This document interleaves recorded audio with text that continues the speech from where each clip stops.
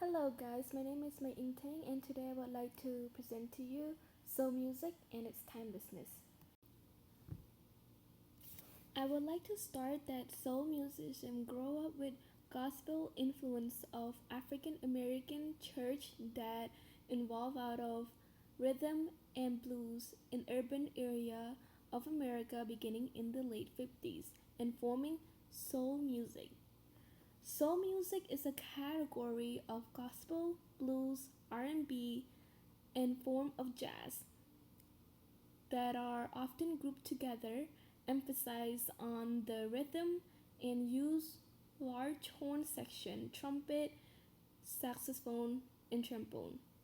It became a distinguished style during the 60s and peaked in the popularity in the mid 70s. Although it's not as popular today, it continued to be a popular genre of music.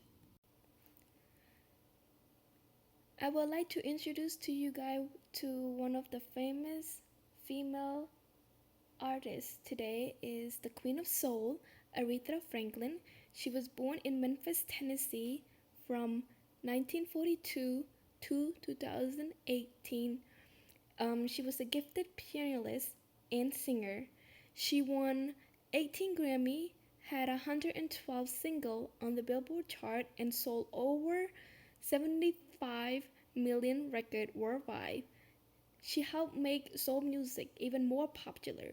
She was one of the first female to perform in the Rock and Roll Hall of Fame and remained the most chartered female artist in history. And today I would like to introduce you to one of her songs that I really enjoy. It's called Think. And if you're interested, here's a link for you to go visit and hopefully listen to the song. And another artist that I would like to introduce to you guys today is the godfather of soul, James Brown. He was born in South Carolina from 1933 to 2006. He played drum, piano, and guitar, and he nearly placed 100 singles and almost 50 albums on the bestseller chart. He was introduced to the Rock and Roll Hall of Fame in 1986, receiving the Grammy Award of a Lifetime Achievement in 1992, and was a 2003 recipient of the Kennedy Center Honor. And one of the songs that I would like to introduce today is Please, Please, Please. And here's a link to the video where you can listen to the song below. And finally, one of the famous artists that I would like to introduce to you guys today is Ray Charles. He is also known as the genius of soul or the father of soul. He was born in Georgia from 1930 to 2004, and the 8th year he spent at the Florida School of the Blind and Deaf.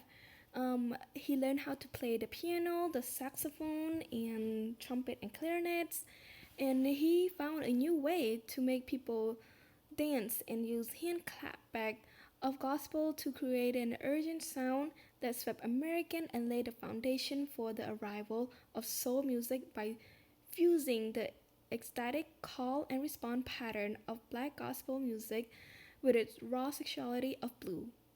And at the peaks of his career, he expanded to 16 pieces and built his own recording studio and office block in Hollywood. And one of his famous songs that I really like is called I Got a Woman, and it's really good and it's enjoyed by a lot of people, and it's still featured into today music such as Gold Digger from Kanye West. And I also linked a video where you can go watch this song, and I hope you enjoy this song. The father of soul biggest musical influence were classical composers themselves. He was in awe of their piano technique and musical composition.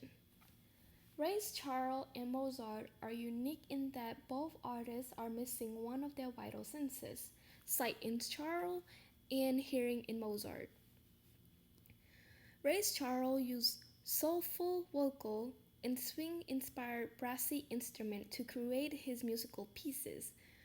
Ray Charles created one of the masterpiece of music called "I Got a Woman" that still feature in today's music, such as "Gold Digger" by Kanye West. This show that soul music are timeless. One of the biggest influence on soul music is actually the civil rights movement. The creation and consumption of soul music threatened to, and in many cases did, break down the barrier of segregation in America. It helped alter white perception of African American. The saturation of soul music in American pop culture was used as a tool to communicate and unite the community. It is where African Americans' voice can be heard. The creation of economic space is reflected in the extension of the economic gain outside of the music industry itself and marked growth in African American owned recording studio, labels, and record store. Music is truly a universal language. And that wrap up my presentation today, and thank you for listening. This is my work cited.